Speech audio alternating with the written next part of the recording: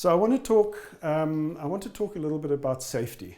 And certainly these issues become important in other disciplines as well, or other aspects of art making, such as printmaking, where you're dealing with some very toxic and very dangerous materials, such as acids.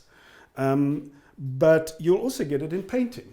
There are a lot of painting materials, such as solvents and oils, and even some of the chemicals that are used in paint are highly toxic, and you've got to be very careful how you work with them, especially oil paint. And let's say spray paint. So these are important things to realize. Now within sculpture, you're going to come across solvents, you're going to come across toxic materials that you need to take some sort of bodily or safety precaution against. The first thing I always suggest to students is have some sort of overall on or some sort of protective clothing.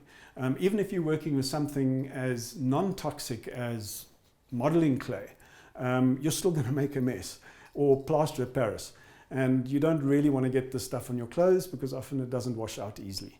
Okay, so you always have an overall on. That's really important. Another thing is some gloves. I always suggest that you have latex gloves to work with, especially if you're working with resins and silicones. And it's always a good idea when you're working with plaster to have some sort of water-resistant gloves as well. And then a standard piece of equipment that I always have when I'm working with sculpture, even if I'm not working with toxic materials, is a pair of goggles.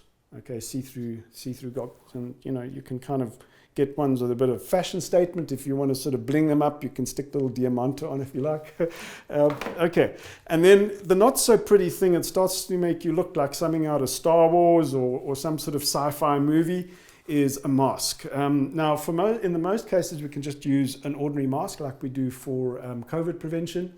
But if you're working in a dusty environment, or if you're working with toxic materials such as silicones and resins, it's a really good idea to get yourself a good dust mask like this, or a chemical compliant mask.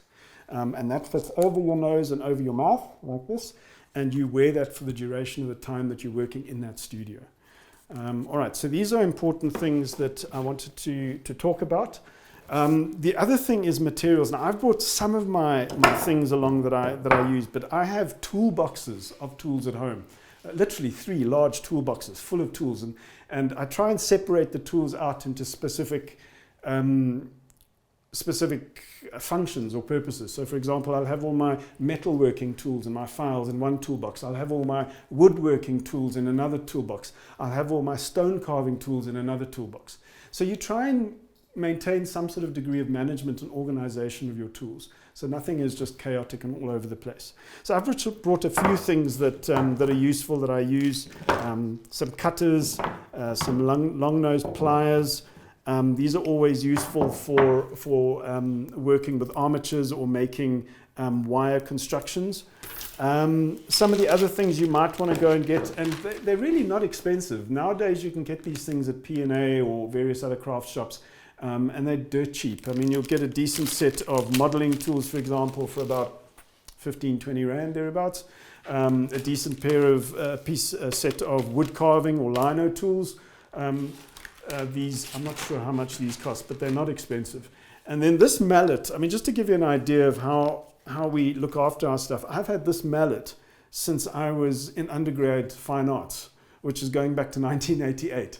And it's one of the things that I will always cherish and hold dear, until eventually, obviously, the thing smashes into tiny pieces, which is not likely to happen because that's I use for fine wood carving. Okay, and then some tapes. It's a good idea to have some masking tape around, some duct tape, some insulation tape. These are always useful materials to have when you're constructing something. And then the last thing I want to speak a little bit about is glues and putties.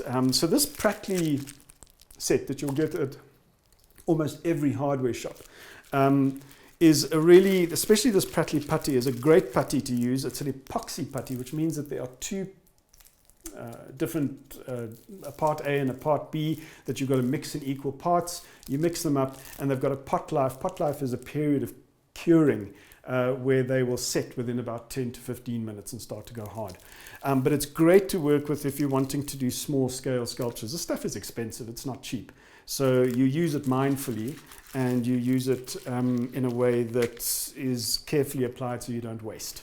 Okay, and then practically also go to your hardware shop, you'll see it's got an entire range of various glues as well. Your epoxy glues, your contact glues, and each glue has a different kind of application and will glue different sort of materials and surfaces as well.